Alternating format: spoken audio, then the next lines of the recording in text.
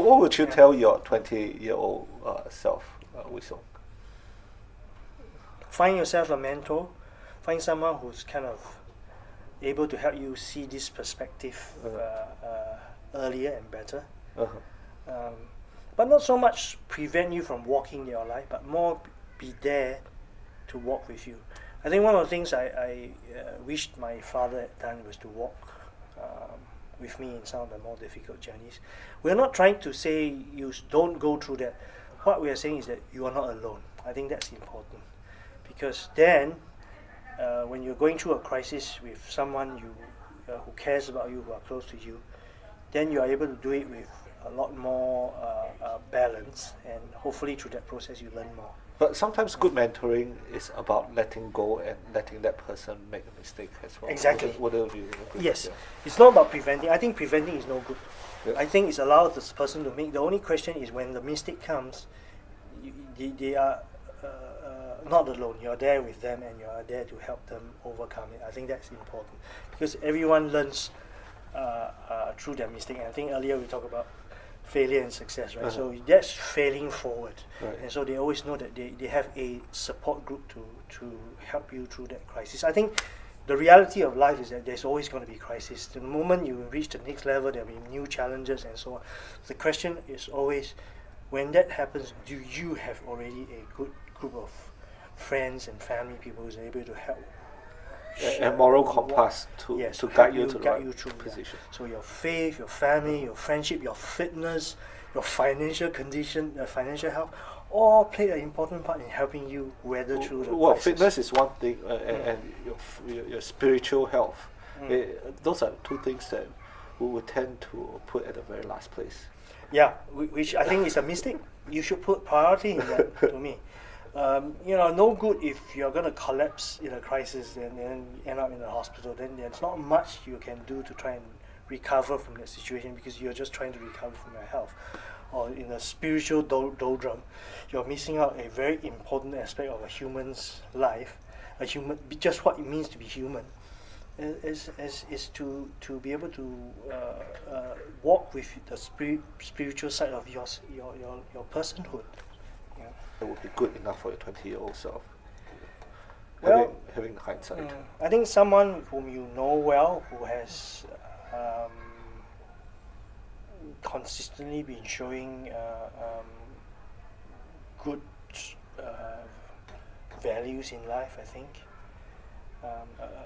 A role model in which you admire and you want to follow. But at the same time, I think they must have a kind of value system that is a little bit more balanced, rather than the striving and all. So not necessarily the corporate CEOs, not necessarily or to me, in fact, the best mentor are the Richard simple. Branson. Yeah, well, those are useful in terms of those. To me, first of all, I don't think you should just have one mentor, but you should have many. So, in different aspects of your life, you must have people who have succeeded in it to help you see the success of it. But at the same time, hopefully to be able to show you the failure of that success as well. Because, to me, again, the pendulum story, that there's always the extreme one end, the success, and also the total failure. So to me, 2/3 of the way is always a good reference point to where you want to be. So you were saying good value? Good values, consistency, and I think someone who really truly interested in your life, your success. Yeah, that is crucial. I mean, a lot of times we find mentors that because of their credential, or because it feels good to say that, hey, this person who is an A-League player is my mentor. That is quite a screw-up point of view, isn't it? It's a very interesting. How do you test a good mentor? Whether he's more interested to tell you about themselves, or whether they are more interested to find out more about you, not for what they want you to be, but what you are supposed to be.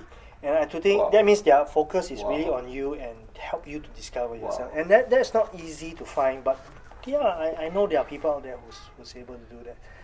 And And for me, indeed, the next phase of my life, that is something I'm truly interested to dedicate my time and effort to. Or to spread good value to the next generation. Oh yeah. I mean, to me, I think I reached a point where I think my ROI has hit career-wise a point of diminishing return. That has to do with my own abilities, my own,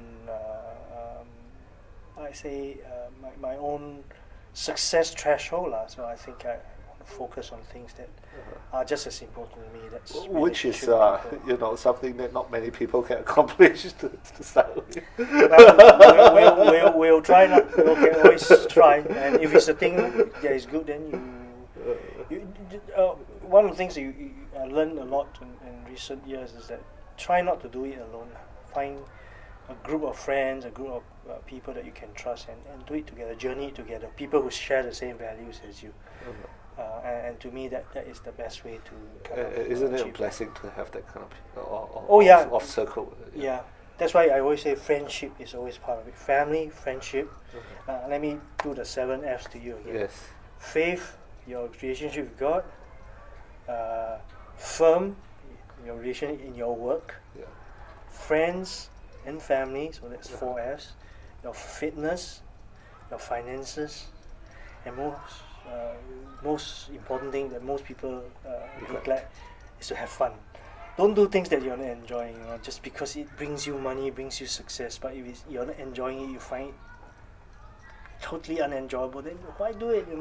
Life should be fun. Life should be enjoyable, and whatever you do it so that with enjoyment. I think. Or the passion. With passion, and if you can do it, I think you're gonna be able to find a lot more energy in doing the things that you do.